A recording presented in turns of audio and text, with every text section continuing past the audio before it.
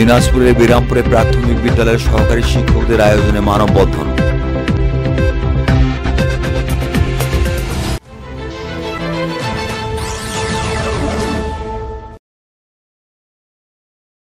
আসসালামু আলাইকুম।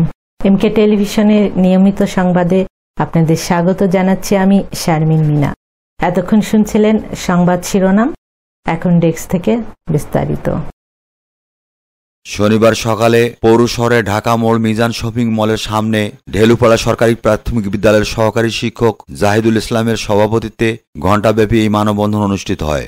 মানববন্ধনে বক্তব্য রাখেন উপজেলা সহকারী প্রাথমিক শিক্ষা অফিসার নাজিম উদ্দিন, জগদীশপুর সরকারি প্রাথমিক বিদ্যালয়ের প্রধান শিক্ষক ও উপজেলা শিক্ষক সমিতির সভাপতি আনোয়ারুল ইসলাম, কলোনি সরকারি প্রাথমিক বিদ্যালয়ের প্রধান শিক্ষক ও উপজেলা শিক্ষক সমিতির সাধারণ সম্পাদক মামুনুর রশিদ, মোহনপুর সরকারি প্রাথমিক বিদ্যালয়ের প্রধান শিক্ষক তৌফিকুল ইসলাম রবি, পরগোবিন্দপুর সরকারি প্রাথমিক বিদ্যালয়ের প্রধান শিক্ষক দেওয়ান রেজাউল করিম, কেটরা প্রাথমিক বিদ্যালয়ের প্রধান শিক্ষক বেনজির হক প্রমুখ।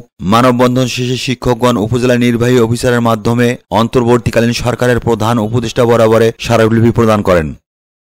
ওয়াহিদুল ইসলাম, নিউজ ডেস্ক, এমকে টেলিভিশন। শেষ করছি এমকে টেলিভিশনের নিয়মিত সংবাদ। এতক্ষণ সাথে থাকার জন্য সবাইকে ধন্যবাদ।